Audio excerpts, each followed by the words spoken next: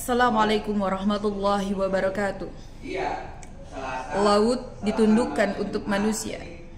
Alhamdulillahirabbil alamin. Allahumma shalli wa sallim wa barik ala sayyidina Muhammadin. A'udzu billahi minasyaitonir rajim. Bismillahirrahmanirrahim. Allahul ladzi sakhkhara lakum bahra litajri al-fulku fihi bi amrihi walitabtaghu min fadlihi wa la'allakum tashkurun.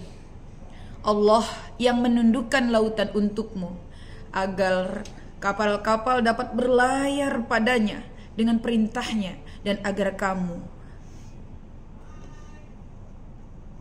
mencari sebagian dari karunia-Nya supaya kamu bersyukur. Rabbi auji'ni an ashkura ni'mataka allati an'amta 'alayya wa 'ala walidayya wa an a'mala shalihan tardahu wa adkhilni bi rahmatika ya arhamar rahimin. Para daiyah, para pejuang, mancing ikan di waktu pagi, pulang bawa rezeki yang halal. Atas tawakal dan juga syukur, hidupmu pasti jadi berkah total. Untuk itu, maka hidup yang keras pun bisa dilembutkan oleh iman dan doa. Jangan takut untuk mencari rezeki di samudera kehidupan. Hari ini kita lihat data yang ada di dalam kehidupan kita. Beberapa kasus tentang agraria yang ada di saat ini. Kita buka media informasi yang akan kita bacakan bersama.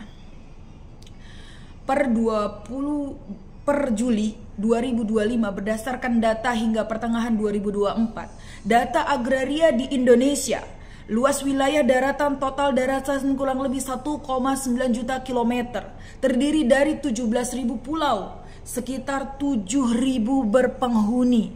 Bagaimana status penggunaan lahan? Nah, sekitar 70% lahan dikuasai oleh korporasi dan perkebunan besar, perkebunan kelapa sawit, perkebunan tambang, dan lain-lain. Nah, sisanya yang 30%, sisanya dimiliki oleh perorangan, petani, masyarakat adat setempat. Nah, ini yang menjadi PR kita, adanya konflik agraria berdasarkan data konsorsium pembaharuan agraria atau disebut KPA tahun 2023. Terdapat 212 konflik agraria. Masih ingat? 212 konflik. Melibatkan kurang lebih 346.000 hektar lahan yang terjadi di sektor perkebunan, kehutanan, infrastruktur, dan juga pertambangan. Maka dari itu, kita mesti memiliki program reforma agraria. Pertama, target redistribusi tanah sekitar 9 juta hektar. Realisasinya di tahun 2023 berdasarkan data 5,5 juta hektar. Dan petani yang menerima, petani kecil, masyarakat adat, dan transmigran. Kemudian tanah adat diakui secara konstitusional, namun implementasinya lambat. Kurang lebih ada data sekitar 2 juta hektar yang diakui sebagai wilayah adat resmi. Lalu bagaimana data kelautan maritim yang ada di Indonesia? Luas wilayah sekitar 6,4 juta kilometer loh. Ya, 3,2 juta kilometer untuk lautan teritorial dan ZEE, 2,7 juta kilometer landas kontinen. Garis pantai terpanjang kedua di dunia sekitar 108.000 kilometer. Coba bayangin, zona ekonomi eksklusif atau disebut dengan ZEE Indonesia mencakup 2,7 juta kilometer. Nah, inilah yang akan menjadi kaya sumber daya ikan, minyak, gas, dan biodiversitas laut. Lalu sektor perikanan kita ada berapa? Produksi yang kita tangkap sekitar 6,1 juta ton per tahunnya di tahun 2023. Apakah kita sebagai penerus bangsa harus mata tertutup, hati buta? Hati tertutup, mata buta.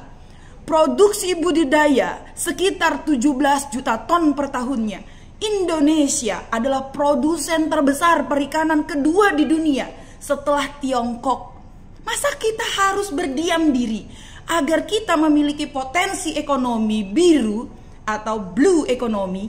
Potensi ekonomi kelautan di Indonesia itu sekitar 1.800 triliun per tahunnya. Dan kontribusi sektor kelautan terhadap BPDB tahun 2023 itu kurang lebih sekitar 7,4%. Nah, inilah yang menjadi peluang ekowisata bahari, energi laut, bioteknologi laut, dan perikanan lestari. Ayo kita giring agar isu strategis illegal fishing oleh kapal asing melalui terjadinya terutama di Laut Natuna dan Arafuna yang kemarin viral, ya, terus kerusakan ekosistem laut yang seperti terumbu karang di mangrove, reklamasi dan pramitasi pantai yang menggiringkan masyarakat pesisir. Kita jangan diam, kita harus melek supaya terjalinnya hubungan agraria dan maritim. Masyarakat pesisir dan pulau-pulau kecil mengalami tumpang tindih tentang hak atas lahan dan wilayah. Waktu kemarin saya survei di wilayah perbatasan Ancol, mencapai ada yang dibatas-batasi oleh bambu-bambu, dibatasi. Ini yang menjadi isu agar apa? Masyarakat menjadi sadar, dan kita yang penggerak harus memiliki comprehensive system untuk mengintegrasikan hak ulayat atau hak adat daratan dan laut.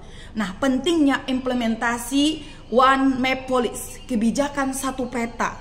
Yuk kita gerakkan supaya pemerintah melalui Kementerian ATR, BPN, dan KKP yang telah mencanangkan transformasi digital agraria dan kelautan berbasis spasial. Kita fokus ke depan, bagaimana kelautan pangan, kedaulatan laut, dan perlindungan masyarakat adat serta pesisir ini terlindungi. Maka dari itu, yuk kita lebih spesifik lagi, seperti yang di Sulawesi, Papua, Natuna, Nusa Tenggara, dan kita akan presentasikan sebagai dai maritim, dai nasional. Kita harus terus bergerak dan melek, jangan buta. Kita rangkul seluruh lapisan masyarakat untuk kita bersinergi, berkolaborasi, dan berkontribusi untuk dai maritim ini. Bagaimana Rasulullah Shallallahu Alaihi Wasallam berjuang dengan hati. Laut saja tunduk kepada Allah, maka mengapa manusia yang kecil merasa hebat? Rendah hati dan taat adalah kunci selamat daripada badai hidup. Bagaimana Rasulullah SAW mengutamakan orang yang mati tenggelam syahid. Maka dari itu kita berjuang walaupun kita nanti mati tenggelam sebagai syuhada di hadapan Allah Subhanahu wa taala. Billahi taufik wal hidayah.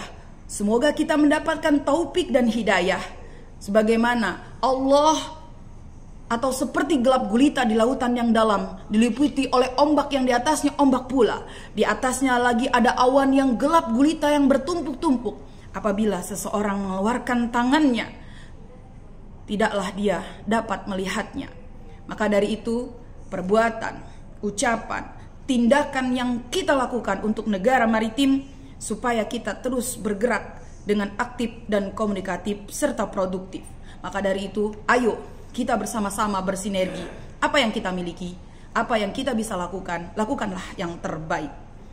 Demikian informasi dari Siti Herlina ZR, dai nasional bersama dai maritim, siap untuk bersinergi dengan nilai harmoni bersama. Assalamualaikum warahmatullahi wabarakatuh.